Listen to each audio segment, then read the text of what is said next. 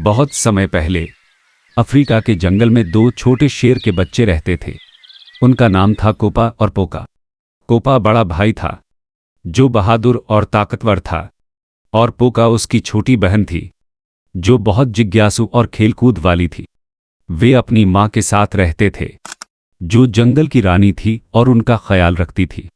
एक दिन उनकी माँ ने उन्हें जंगल के किनारे से कुछ खास पौधे लाने को कहा। उसने उन्हें समझाया कि बहुत दूर न जाना, क्योंकि जंगल बहुत बड़ा और भटकाने वाला हो सकता है। कोपा और पोका ने हंसते खेलते हुए जंगल की ओर चलना शुरू किया। चारों ओर पंछियों की चहचहाहट, कीड़ों की भनभनाहट और पेड़ों की सरसराहट सुनाई दे रही थी। दोनों भाई बहन तितलियों का पीछा करते हुए खूब मस्ती कर रहे थे। थोड़ी देर बाद उन्हें एहसास हुआ कि वे बहुत दूर आ गए हैं। यहाँ के पेड़ बहुत ऊंचे थे और रास्ता भी गायब हो गया था। कोपा थोड़ा चिंतित हो गया, लेकिन वह पोका के लिए बहादुर बनने की कोशिश कर रहा था। पोका भी थोड़ी घबरा गई, क्योंकि उसे ये जगह अजनबी लग रही थी। तभी एक शरारती बंदर पेड़ों से झूलता हुआ नीचे आया।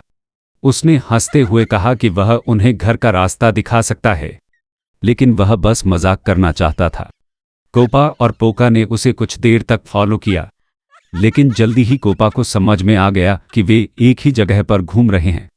शरारती बंदर उन्हें बस परेशान कर रहा था।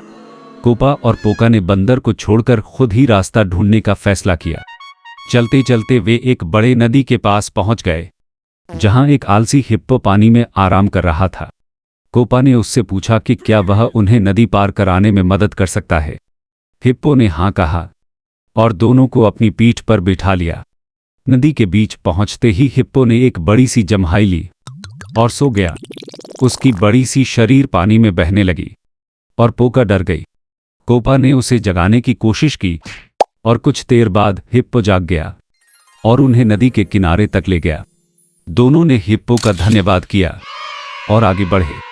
वे थोड़े थके हुए और हताश महसूस कर रहे थे। तभी उन्होंने ऊपर से एक आवाज़ सुनी। उन्होंने ऊपर देखा तो एक लंबी गर्दन वाली जिराफ और उसके ऊपर एक रंग बिरंगा तोता बैठा था। जिराफ बहुत ऊंची थी और तोते की नज़र बहुत तेज थी। तोते ने हंसते हुए कहा कि वह उन्हें घर का रास्ता दिखा सकते हैं।